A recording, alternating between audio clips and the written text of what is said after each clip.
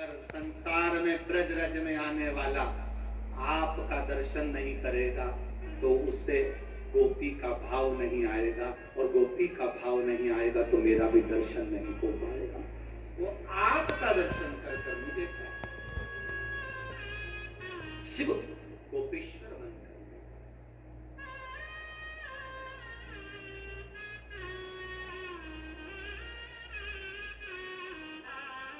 कथा करे। 12 ज्योतिर्लिंग का स्मरण तुमरुका जी ने चंचुला देवी को कराया है। जब चंचुला देवी 12 ज्योतिर्लिंग का स्मरण करती हैं, भगवान देवादिदेव महादेव स्वयं आनंद के साथ 12 ज्योतिर्लिंग के संवाद का स्मरण कर रहे होते हैं। सोमनाथ जी का वर्णन किया।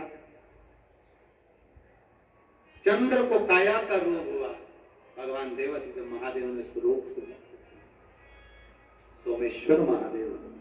फिर अगला वर्णन आया है मल्लिकार्जुन कार्तिकेय बाबा रुष्ट होकर गए, श्री शैलम पर विराजमान हुए। तब बाबा भगवान शंकर और पार्वती ने उनको मनाया तो मल्लिकार्जुन के रूप में विराजमान। फिर अगला वर्णन आया है श्री महाकाल दूषण नाम के राक्षस का संहार करने के लिए काल अधिपति प्रकट।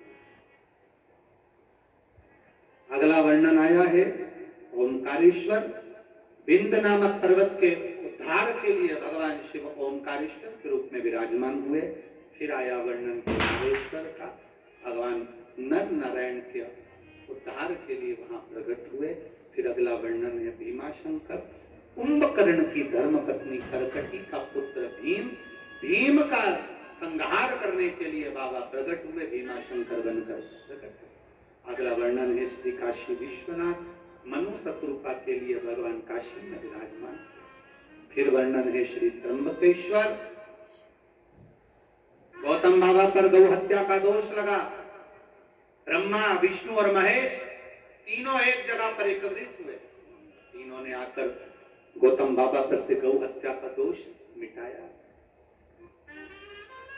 कार्तिक के महीने में जो 21 तारीख से 25 तारीख तक नासिक में कथा है, त्र्यंबकेश्वर बाबा के पावन चरणों में आप और हम दामोदर मास में कार्तिक मास में सिर पर अगर कोई पाप कर्म भी होगा तो बाबा की 5 दिवसीय कथा से हमारे मस्तक का पाप भी धुल जाए, ये भाव से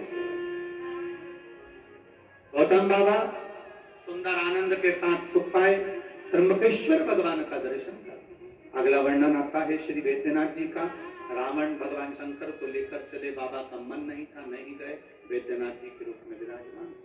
अगला वर्णन है नागेश्वर, दारुक नाम के राक्षस का संहार भगवान करे, नागेश्वर के रूप में विराजमान हुए। फिर वर्णन आता है रामेश्वरम, भगवान राम ने सेतु पार करने से पहले शिव जी की स्थापना करी।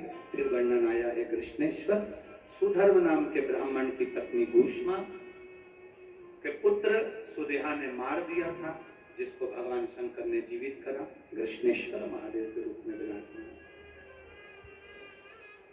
शंकर शिव ओघड़ी है, दयालु है, दातार है, अपने पास जो रखता है वो जनमानस के कल्याण के लिए रखता है। जैसे सीहोर का रुद्राक्ष कभी बेचा नहीं जाता, सीहोर का रुद्राक्ष कहीं बेचने के लिए दिया नहीं जाता, सीहोर का रुद्राक्ष कहीं बेचने के लिए व्यापार के लिए नहीं दिया जाता। जो बाबा के धाम आता है झोली पसार कर मांगता है, कंकर शंकर की पूजन करता है और रुद्राक्ष लेकर जाता है, बाबा उसको कुबेर भंडारी इतना दे देता है कि वो 3 महीने में वापिस आ जाता है, 3 महीने में वापिस आ जाता है। ये साधारण नहीं है।